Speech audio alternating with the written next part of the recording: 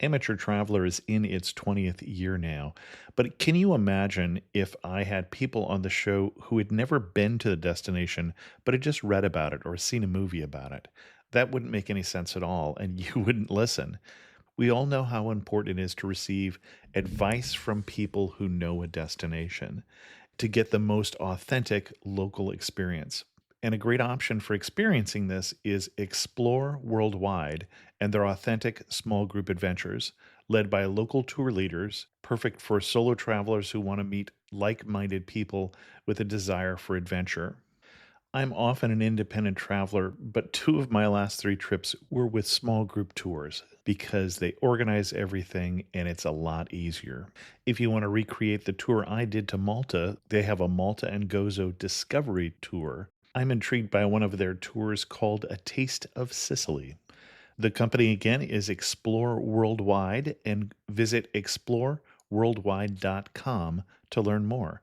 And thanks to Explore Worldwide for sponsoring this episode of Amateur Traveler. I got my bags packed, I'm on a roll. I'm heading out there and I'm ready to go. Looking real good in my passport photo. Oh, no. Amateur Traveler, episode 572. Today, the Amateur Traveler talks about the Northern Lights and white sand beaches, fjords, and fishing museums as we go to Lofoten, Norway. I know that I should be heading home, but maybe not today. Welcome to the Amateur Traveler. I'm your host, Chris Christensen. Without further ado, let's talk to the man who wrote the book, or at least a book, on Norway about one of his favorite spots in the country. I'd like to welcome to the show David Nikel, author of the Moon Norway Guidebook. Also can be found at lifeinnorway.net. And strangely enough, he's come to talk to us about a particular region of Norway. David, welcome to the show. Thanks, Chris. It's great to be here. David and I met standing in Sweden, close to Norway there, in the Vasa Museum, looking at a very big, very catastrophically bad ship. But we're going to talk about the country next door. Where specifically are we going to talk about? I'm going to let you say it because I know I'm going to pronounce it incorrectly. We are going to the very far north of Norway, to the Lofoten Islands. Now, if you look on a map of Norway, it kind of looks like a large spring onion. You've got the large round ball at the bottom and a stalk that hugs the coastline all the way around to Russia. Most of Norway, the fjords, the big cities are down in the bulbous area. But you need to look north, about 150 miles north of the Arctic Circle, to a strip of islands that are sticking out of the west coast, and that's the Lofoten Islands. Now, I know you were telling me before we started recording this that you wouldn't have gone there at all if you hadn't been working on the guidebook for Norway, the first edition of the guidebook for Norway for Moon. But why should someone else follow in your footsteps and go to the Lofoten Islands? Well, I spent the best part of 18 months searching the book, traveling all over Norway. And the scenery, the environment of Norway is outstanding. I think most people who are planning a trip to Norway are going with that expectation in mind. Mm-hmm. When you get to Lofoten, it just steps up a level. The mountains are more dramatic. The scenery is more spectacular. The fishing villages are more picturesque. It's quieter than the fjords. It gets very busy during the Norwegian holiday month of July, but in general, it's a quieter place. It's a perfect place to relax, to unwind. It's attracted creatives over the years, painters, writers, artists, photographers, filmmakers, and so on. But it's also a great destination for anyone who is interested in a more active holiday. The hiking opportunities are some of the best in Norway. There are boat trips you can do, all sorts of outdoor activities like that. So whilst there isn't something for everyone, I mean, this isn't a lively place. So those who are expecting the nightlife and so on are going to be disappointed.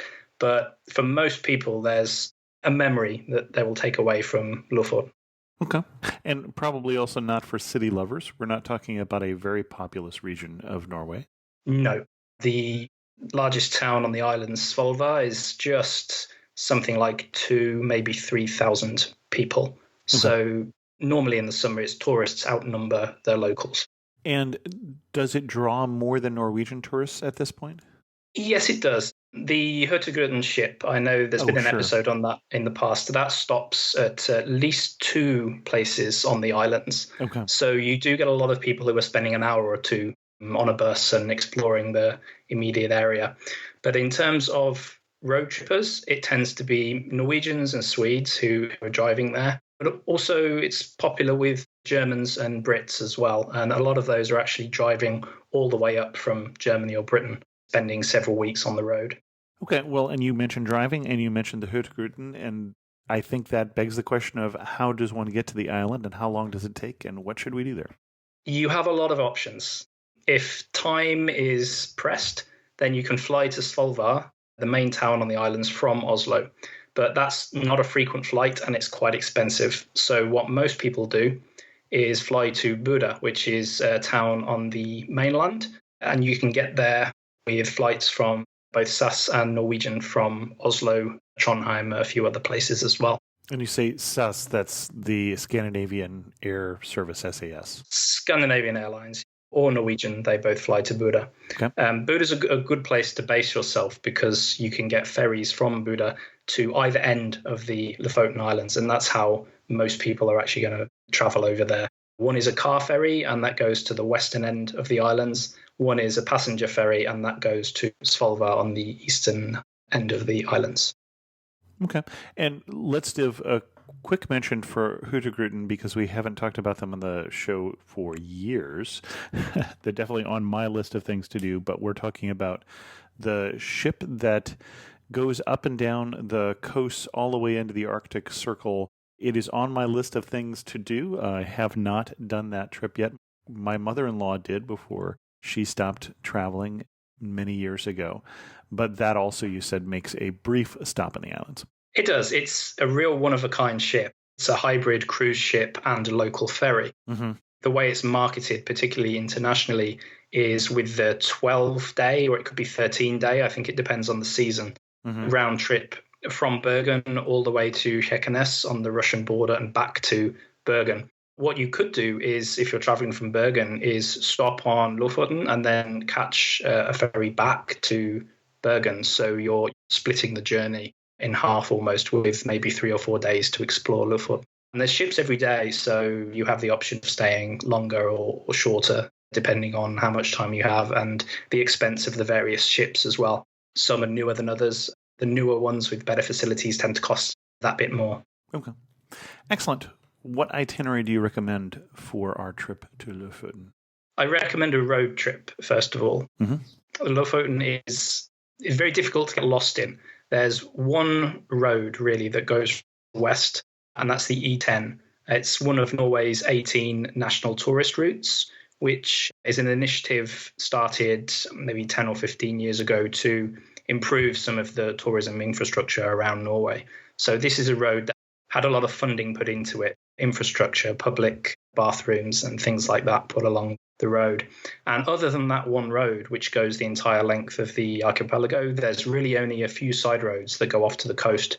Although there are some buses, they're few and far between, and they're really local services. It's not a place that's geared up for travel by public transport. So hiring a car is a really good idea to get around. We would start the itinerary in Svolvær on the eastern side of the islands. That's the main town. And although the population is just a few thousand, it's a regional centre of Lofoten. So it has all the facilities, all the amenities that you would expect of a much bigger place. You're talking shopping malls, cinemas, restaurants, full service hotels and so on. So it's a nice place to stock up for your journey. Overlooking the city is one of the most famous mountains on the islands called the Svolværgata, the Svolvær Goat in English. It's a tower of granite, very tall and narrow. At the top of the mountain, there are 2 very slender towers, and that's the goat horns from which the mountain takes its name. If you want to climb the mountain, you really need a guide because this is a climb that requires a rope, harness, and so on. So this is not a hike, this is a technical climb. Yeah, it's perhaps more for a climbing experience than the casual hiker. If you're interested in finding out a bit more, I highly recommend going on YouTube, searching for the Svolvær Goat, and you will see lots of videos of people jumping from one of the goat horns to the other, which is the kind of a trendy, daring thing to do at the moment. And none of those will be me. Nor me.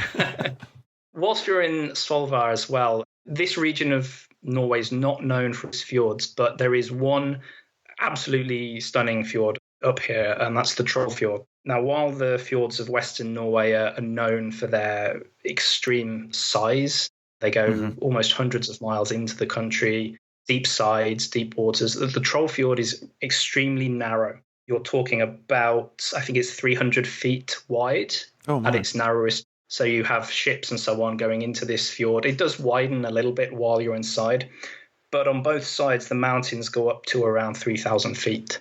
So there's a very claustrophobic feeling as you're inside this fjord. You'll see waterfalls, you'll see white-tailed eagles as well, swooping down and grabbing fish. It's almost as if they're trained and they're doing it deliberately for the boat trips, but it's an entirely natural experience. It's quite something. And that's just an hour or two's boat trip from Svolvær. Something for the history buffs as well, of which you are one, I know, Chris. The fjord is well known for the Battle of the Troll Fjord, and this was in 1890. So it was between the first industrial fishermen with nets, and they blocked the fjord from the local fishermen who took great offence to this. There was quite a vicious battle in which apparently the heated water from the steamships was used against the local fishermen. So it's quite a renowned story. A lot of the paintings that you'll see in galleries around Lofoten reference this battle. There's a lot of history around this area as well, and these are the stories you'll uncover as you're driving around these small galleries and so on. All right. What do we see next? It's time to leave Svolvær, but very shortly, maybe just 20 minutes outside Svolvær, is a small town called Kabelvåg, which was one of the first settlements on the islands. Well, and before you leave Svolvær, are there things that you would recommend there in terms of places to stay or places to eat or places to see besides the goat, which some of us are observing from the distance? And I recommend a night in Svolvær at least. Okay. It's the only opportunity really you'll get to sit in or choose between a few sit-down restaurants and maybe choose between a few full-service hotels before we get a little bit more rural as we venture on into Lofoten. In the evening, there is one of the chain of ice bars in Svolvær, but it's actually one of the best ones in Norway. It's one of the biggest, full of ice sculptures. And this is all year round, not just a winter thing? No, it's more specifically for the summer. Okay. Basically, one big warehouse that's kept frozen. So you're given a warm Game of Thrones style jacket to wear as you walk in. You get a drink in an ice glass, and then you're free to explore the exhibit, which is basically an art gallery of ice sculptures, and it's really quite impressive. It's a tourist trap, I'll be the first to admit, but it's one for once that's actually, I think, worthwhile. The best time to go is when the Hurtigruten ship has just left port, because then you will have the place to yourself. Excellent. You took us on to Kabelvåg?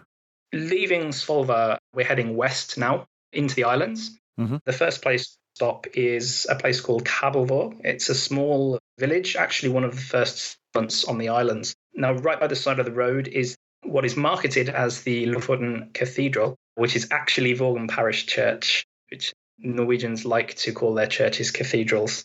But it's still worth looking at because it's the largest wooden building north of Trondheim, so in the vast area of northern Norway. Not just the largest church, but the largest wooden building. And this was somewhere that was built to house around 1,200 fishermen. Lofoten has, for many centuries, been a centre of the fishing industry in Norway. We'll talk about that later. This church was constructed to hold them, so it's a church of 1,200 in a village of probably a quarter of that. It's worth a stop and worth a look inside to just get a feel for the kind of life that would have happened here 100 years ago or so. Okay. Heading back west from Kabelvåg, we're going to be going to a small village called Henningsvær. Now, as you turn off the E10 onto one of the side roads, we come to one of the archipelago's first beaches. Now, it surprises so many people, and it simply shocked me when I first went to Lofoten to see these beaches. They're white, sandy beaches with blue-green water with the mountains to the side. They just look incredible. They should be in the Caribbean, but they're here at 68 degrees north in the Norwegian Arctic.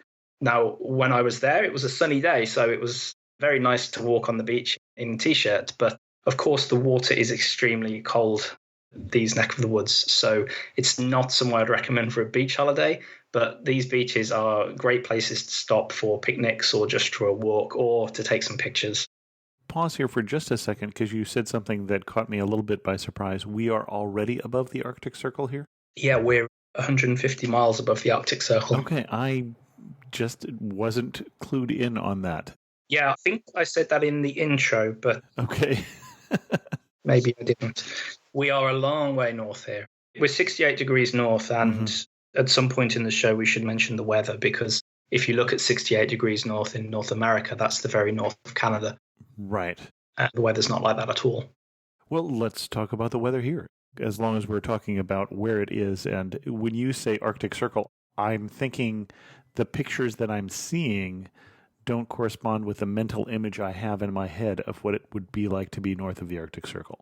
Most of the pictures you'll see taken of Lofoten are taken in June, July, and August. Sure. It's tourism season. If you take a look at Lofoten in the winter online, you'll see some stunning imagery, and it does snow here. I would think so. Despite its high latitude at 68 degrees north, these islands have one of the largest temperature anomalies relative to latitude anywhere in the world. So it's actually an oceanic climate here.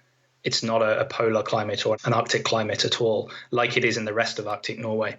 Now, that's not to say it's glorious weather all the time. It rains here, and it rains quite a bit. But the climate is more akin to Quebec City or Seattle or somewhere like that, rather than somewhere at 68 degrees north. I'm seeing that as we record this, which is at the tail end of July in 2017, the forecast for Kabelvåg is 72 degrees Fahrenheit today, so a very comfortable room temperature. Indeed. It'll get cold at night. It gets very windy, of course. We are sticking out into the Norwegian Sea, so we get a lot of wind. Yeah, the weather is milder, much milder than you would have expected. Okay, excellent. Well, you were talking about beaches before I distracted you. On the road to Henningsvær, there is the first of these beaches. We'll mention some more later, but they are perfect places to stop for a picnic, for a short walk, or just to break up the car journey. The road to Henningsvær, it's only a few miles from the E10, but you're stuck between a rocky shoreline and the water, and then a very steep rocky cliff, and it's a single track road. So it's a little nerve-wracking. The driver has to be paying attention, even though the passengers will be staring out of the window open mouth. Well, and you say a single track road, and I need to make sure that we don't have a misunderstanding between English and American English. That to me would be a one-lane road, and the cars are trying to get past, but there's not enough room. Or is it a one-way in each direction road? No, the first. Okay. That was what I was interpreting. The E10, although referred to as a highway in Norwegian, it is one lane in both directions. That's the biggest road on Lofoten. So these roads are small. And any road that leaves the E10 generally is a single track road, just one lane shared by all cars. There are passing places, of course, but you might encounter trucks, delivery trucks, and so on these roads. So you just have to have your wits about you when you're driving off the E10. Okay. Now, once you've successfully navigated this road, you'll almost bounce across some islands on some bridges, and then you're on Henningsvær, which is a small fishing village built on a series of islands just seemingly dropped into the ocean. It's a really beautiful setting. It's famous for its art galleries. And I mentioned before that Lofoten draws artists from certainly Norwegian and Swedish artists over the years. For one reason or another, a bunch of galleries have sprung up. Lofoten International Art Festival is actually going to be in Henningsvær for the first time this year, to some recognition of this trend of galleries that have opened. Most of the art galleries in Lofoten are focused on the landscape, unsurprisingly. Looking at the pictures, I can see why that would be the case, yeah. Indeed. But it gives you an opportunity to see the archipelago at different times of year as well. Now, some will focus on the fishing industry, some will focus on the Northern Lights, of course, and so on. So these pictures are just a great way to get a better feel for what it's like to live on these islands year round. And when you say islands, for people who are not looking at the enhanced version, looking at the picture that I'm looking at, there is the town here, and there's the island, and they're the same size. If you walk outside the town, you're swimming. It's beautiful, but a little claustrophobic there in terms of there's not a lot of excess land. No, every small spot on those islands has been taken with a cabin or a gallery or something like that. And I would recommend Henningsvær as another place to stop for the evening. Mm-hmm. Probably one of the more relaxing places. There is a full-service hotel on Henningsvær, but equally there are a huge number of cabins that you can stay in as well. Okay. And we should say that we've been on a number of islands by this point, but we've driven. All of this is bridges rather than ferries so far. The whole archipelago, aside from one very small island far out into the ocean, is connected by road. So you won't really see the individual island names mentioned in the tourism brochures and on the maps. So it's more about the towns and the villages rather than the islands themselves. Mm-hmm. Okay. Okay, so from Henningsvær, we're heading west again, and now we're entering the central section of Lofoten. There you'll come to another beach. This one is called Unstad, and it's on the northern side of the archipelago. It's the first time we'll see the northern coastline. And Unstad is really well known in the surfing community. The Lofoten Masters is held here every year, which has a certain cachet, I'm told, in the surfing community. Surfing came to this part of the world maybe 30 years ago or so, when a couple of Norwegians went on holiday to Australia and came back and built their own surfboard, and it went from there. Now there is a small local surf company on Unstad Beach, so you can rent a surfboard, or you can learn to surf, or you can learn to paddleboard as well. It's a really good location for anything like that. Okay. And when people made their own surfboard, they probably did not do it from local trees. No, this is a mountainous area. The central island has some agriculture, but you're not going to find forests really on Lofoten. Okay. I should really say at this point about accommodation. Really, Svolvær is the only place where you'll get a good choice of hotels. The main choice of accommodation elsewhere on the islands is cabins. And there are two sorts. There are hyttas, which are log cabins, which you find all over Norway.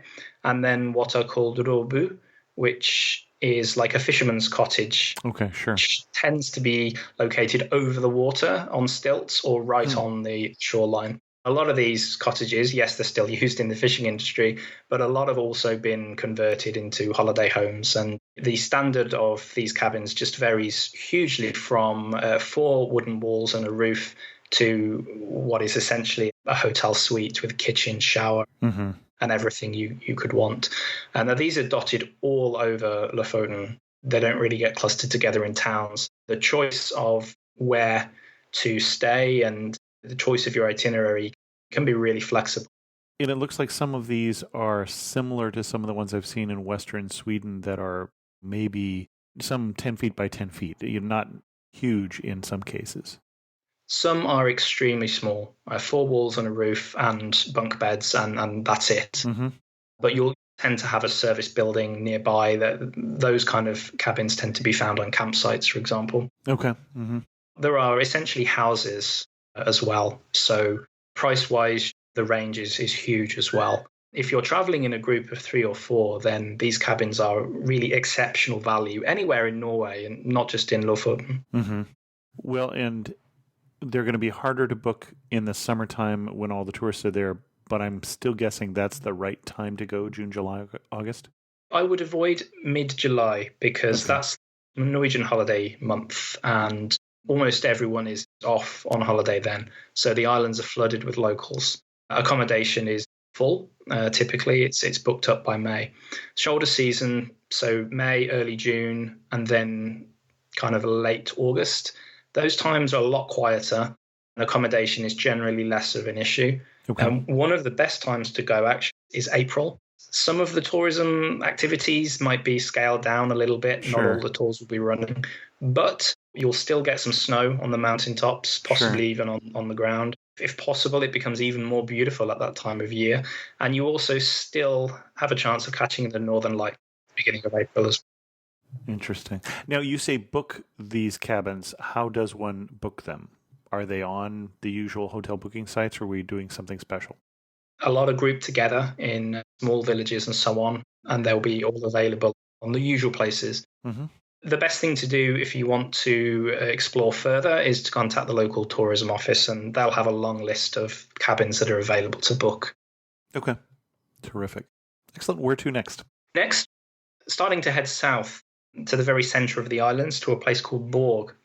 And here we find the Viking Museum. And this is actually the biggest Viking Age building ever found. A longhouse was uncovered here. And as excavations have gone on over the years, it's been discovered that this was a really important place for Vikings in the north of Norway. And the reason is we think that this particular island was very fertile. It's not so mountainous as the rest. So there's lots of agricultural land. Plus, towards the north of this island, there are some shallower waters where the longboats would have been able to moor more safely than around the rest of the archipelago, which is quite deep water. The museum itself, there's a full-size reconstruction of the longhouse. They have exhibits there of finds from the Viking Age, and there's a lot of things from feasts, such as cups, kitchen implements, and so on. This was a really important place. A lot of political decisions and celebrations took place here. And there is now a reenactment that takes place here. Most evenings during the summer, people are all dressed up, and typically local cruise ship ports, they bus in the people from the cruise ships, and everyone joins in and has a large Viking feast. With mead, with lamb stew, and it's a very traditional meal. Again, it's a little touristy maybe, but in this scenario, I think it's better to have a room full of people having fun, because that's how it would have been in the Viking times. If it was a large room with just you and your partner and a few people on another table, you're losing something in the experience. So actually having this with a bunch of people from all around the world is almost more authentic. Interesting. And when you talk about the cruise ships that go up here, we're not talking about the big 5,000 person cruise ships anyway, are we? We're talking about the smaller ones like the Hurtigruten and some of those. It's mainly the Hurtigruten, but there are other ships that do call from time to time, but mainly the Hurtigruten, yeah. Interesting. Okay, so from the Viking Museum, we pass through a town called Leknes, which is the only other town of any real size on the islands. So it's a good place for shopping, for grocery shopping, for refueling the car, and so on. There's nothing really else to see here, so I would advise passing straight through if you're not going to do those things. And we're now entering the western end of Lofoten, and this is where the scenery gets more dramatic. The peaks are spikier. These are the real granite mountains that everyone knows Lofoten for. If you think you've seen some spectacular scenery on the drive up to this point, it's about to get even better. The first stop I would recommend is a place called Nusfjord, which is on the southern coast. You need to turn off the E10 to reach Nusfjord. All these towns, all these villages are extremely well signposted. Mm-hmm. No problem to find any. And there's not that many choices in terms of turns. No, indeed. Nusfjord is a preserved village, and it's now really a holiday resort made up of cabins. The fishermen's cabins have been converted into robus for rent. It's a good place to stay the night. So there's a nice atmosphere here in the evenings. There's a few people around. And whenever you rent a cottage here, it actually includes the use of a rowboat. So you're able to make your way out into the water and try your hand at catching some Lofoten cod, which you can then, of course, cook in your kitchen, if you can. We've been doing this show now for over 12 years, and I believe that is the first time the phrase, "and when you rent the cabin, it comes with a rowboat," has ever been uttered on the Amateur Traveler. It's not the most unusual thing in Norway, actually. In the rural areas, these cabins are commonplace, and if you're on a fjord or you're on a lake, then a rowboat can often be included. Interesting. In this fjord, there's also a small grocery store and a bar, so it certainly doesn't have the feel of a hotel, but it has everything that you might need on standby. So if you like the idea of staying in a cabin and like that, the kind of rustic atmosphere, but you want a touch of the home comforts as well, then place to stay. Okay. And when you mentioned the grocery store, I'm guessing that if I'm running a grocery store here, the prices are going to be a little higher than I might have at home because it takes a while to get things out here. Sure. The whole north of Norway, the prices are a little bit higher, a little bit above what is already an expensive country. Right. But shopping in the grocery stores, it's so much cheaper than eating out. And Sure. what I really should emphasize on this trip is renting a car can be fairly expensive on Lofoten, but by staying in cabins, cooking your own meals, making your own breakfast, buying snacks, you're avoiding the most expensive elements of a vacation in Norway. So it doesn't have to add up to a big bill at the end of the week. Well, and let's put this in perspective. Eating out in Norway, let's say way back in the beginning of the trip where we were in the very first city, and I'm bringing up the map. Svalbard. When we're eating out there, what should one expect in terms of the cost of a meal at a simple restaurant, not a fancy restaurant? A simple restaurant, you're looking at paying around 200 kroner for a main course. But most of the restaurants that you'll find along the seafront in Svalbard, some fish restaurants, seafood restaurants, that kind of place, you're looking more like 300 kroner for a main dish. Per person? Oh, yes, per person. So that's roughly $25 is 200 kroner. 300 would be 37.5 or something like that. Okay, for per person for something fairly simple. Yeah, 300, you're looking at a fish dish, cod with potatoes and some vegetables or whatever. There are the usual pizza shops, kebab shops and so on, where you can pay less. It all depends what you want. My recommendation is absolutely self-catering accommodation and utilize the supermarkets on the drive. I am now feeling some of the pain of being a guidebook writer in Norway. It was a real challenge. I didn't spend as long as I wanted to on Lofoten, and that came down to cost. Sure. Where to next? We've got our in our rowboat. We've been out in the fjord. Sure. We're now going to a place called Reina. Now, this is where arguably the most famous photograph of Lofoten is taken. It's on the approach to Reina. You kind of drive around a bay and then loop back around into the bay itself on a bridge, and the village sits on an island in the middle of the bay, surrounded by mountains on the islands. It's a real iconic image, and it's the one that I get the most likes on Facebook whenever I post it. I must have spent an hour there taking video and pictures from all possible angles. It really is a stunningly picturesque place. The village itself is quite an active place. There's a company called Reina Adventure, and they will rent you rowboats, they will rent you bicycles, and they will rent kayaks as well. So whatever your preference in exploring the area, you'll be able to find something to suit you in Reina. Well, and it looks, in terms of doing a sea kayaking around this area, it looks fairly protected.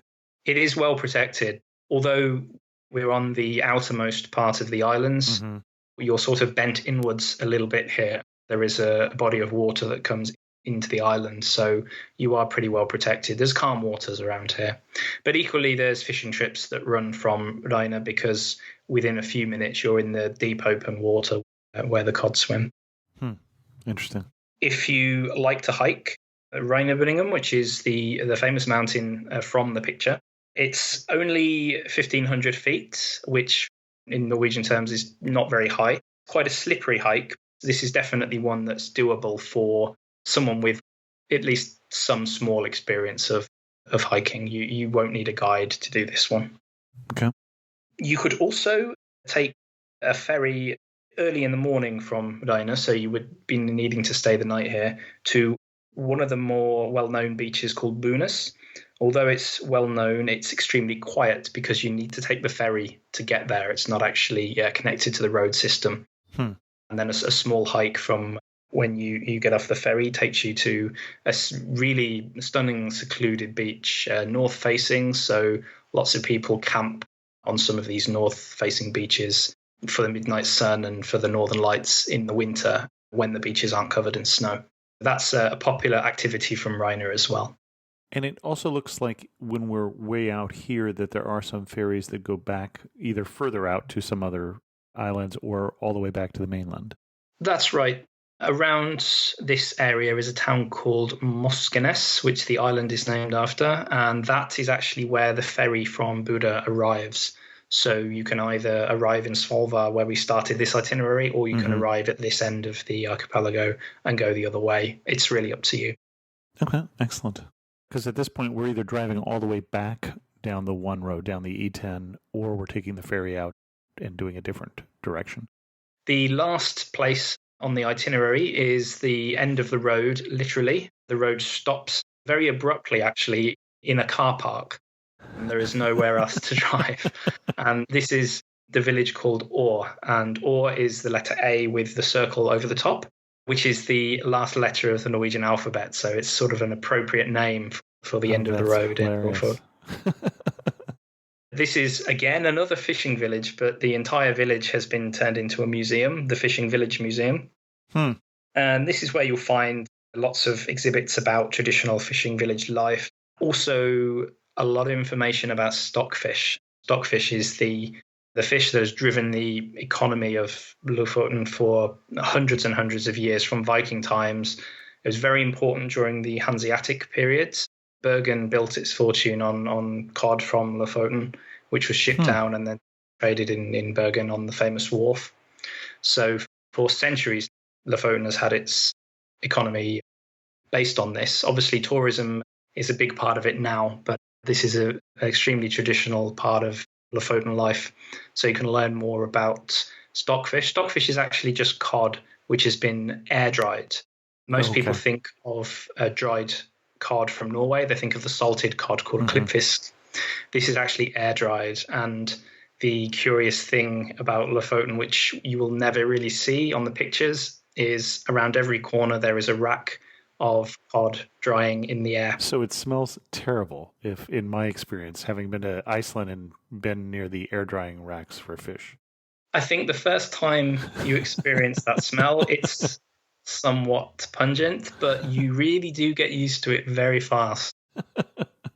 The air is very cold and fresh here, and it blows the scent away. So I really wouldn't worry about the aroma too much, but to see these racks after racks after racks of fish drying in the air, it just makes you realize how important fishing still is important to the islands in this day and age. Interesting. The village of Or also has some really nice cabins. You're basically staying within the museum grounds on the water's edge. Again, there's opportunities to rent boats, to take boat trips or fishing trips. The village store bakes bread every day, and it kind of doubles as a museum of how a village store would have been 50 or 100 years ago. So it's really an intriguing place to end the trip. Excellent. So at this point, there are things further out, but this is kind of a how long itinerary so far? The thing with Lofoten, driving on Lofoten, is that you can be as flexible as you need to be. Now, it's possible to do this drive in a single day, maybe 2 days if you're rushing. But to actually stop and fully appreciate these places, you need to stay overnight. And I would say that a reasonably paced trip, cooking your own meals and so on, and going on a couple of walks, visiting a couple of beaches, would take around 4 days. You could do 5 days maybe. Okay. So we could, if we have a longer time, we can combine this with other parts of Norway, potentially, or with a cruise or with whatever. Okay, excellent. As we go to wrap this up, anything else we need to know before we go to Lofoten? I think it's fair to mention that there's some controversy at the moment in the press about tourism in Lofoten. It's increased a lot over the last couple of years. Okay. Because of what's been called the frozen effect. Tourism in Norway has just rocketed in the last few years because of the Disney film. And Lofoten was certainly one of the destinations that was inspiration for the scenery in the movie. That's what the tourism board are saying caused the influx. Whatever it was, there's been a mass increase in numbers. Now, Lofoten is a very delicate ecosystem. There's a very small population here, and what that means is that they don't get a lot of money from central government for infrastructure. This causes a problem when the locals are outnumbered by tourists. And because a lot of the hiking trails to the remote beaches and so on, they don't have any facilities on. So there's been a problem to keep it clean, just with people needing to find facilities and not having any facilities on hand. There's also been a problem with camping on private land and so on. Wild camping is actually legal in Norway. You're allowed to wild camp anywhere. So people do camp on beaches and so on. But when there's no restrooms there, that causes a problem. So I would say that if you come to Lofoten, please be reasonable, clean up after yourself, and respect the fact that this is a living place. People live here, and take your trash away with you. Okay. And that could be said for any place we go. Let's behave that way, but excellent. There's also talk of, to combat this, to introduce a tourist tax on Lofoten. It's very controversial because it would make Norway an even more expensive place to visit than it already is. Sure. We have a general election around the corner, so this is why it's a hot potato issue right now. So we'll see what happens there. It could well be, when people are listening to this episode in the future, that there is a tourist tax to be paid in Lofoten, but watch this space. Of all the beautiful spots, what is your favorite spot? You're standing in the most beautiful spot. Where are you standing and what are you looking at?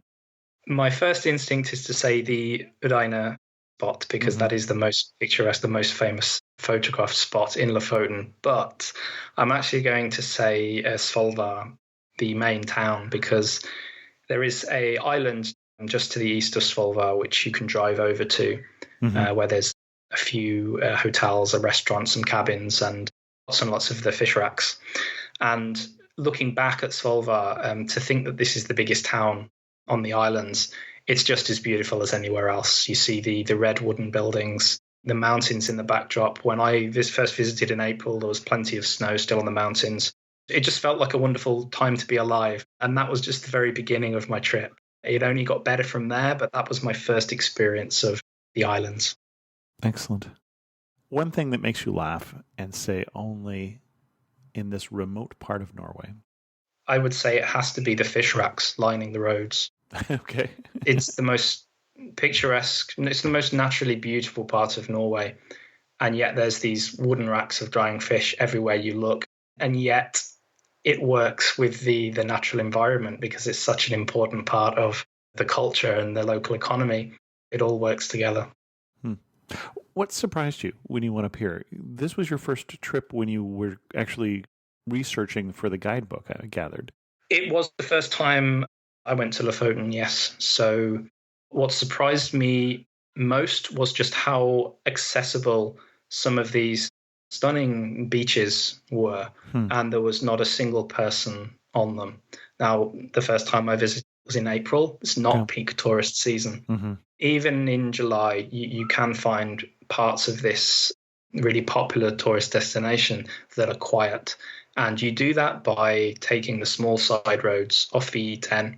Leave some space in your itinerary, because if you plan a drive for 2 hours, it's going to take you 6, because you will be stopping every 10 or 15 minutes to take pictures or just to investigate where a little trail from the side of the road leads you. So it's a real eye-opener. Excellent. And final question, if you had to summarize this area in 3 words, what 3 words would you use? Memories for life. Our guest again has been David Nikel. David, where can people read more about your travels? Well, you can find the Moon Norway guidebook out now on Amazon and all other places that sell guidebooks. Online, you can find me at lifeinnorway.net. I'm also Life in Norway on Twitter and Instagram. Okay. And David has been threatening to do a podcast. If he ever does it, we'll get him to let me know, and I'll let you people know in News of the Community so you can listen to more about Norway. No pressure there, Chris. Thank you very much. No pressure at all. David, thanks so much for coming on the show and sharing with us your love for this corner of Norway. It's been a pleasure. Thank you very much. I'm having a fun day today, a particularly amateur traveler-ish kind of day, because first of all, I'm in San Miguel de Allende, Mexico, which we've talked about on the show. We had Tim Leffel on the show a while back talking about Guanajuato as well as San Miguel de Allende. And a couple days ago, I had a chance, in fact, to do the food tours, which I think we talked about on this episode that Tim has set up in Guanajuato, which was great fun. We ate basically our way through street food in Guanajuato. We had a tour of the city over 4 hours, including the history and also in terms of great restaurants. If you're ever in town, that's going to be a great way to get prepared for the city, to find out where the great street food is and also learn more about the city. But we had a terrific time doing that with John from that particular company. I'll put a link to that in the show notes. And then today there were three other travel bloggers rather, in town. Paul and Becky Cortman from nomadtogether.com, who I had not had a chance to meet, as well as Jason Jenkins from anepiceducation.com, who we've had on the show recently talking about Tokyo, which was an episode that I particularly enjoyed and had a chance to meet him in person. So just kind of a fun day to be a travel podcaster, and glad I got to share it a little with you. And if you ever are in the same town that I am, please let me know. It's a lot of fun for me to get together with other people who love travel like I do. With that, we're going to end this episode of Amateur Traveler. If you have any questions, send an email to host@amateurtraveler.com, or better yet, leave a comment in this episode at amateurtraveler.com. And thanks so much for listening. I got to see one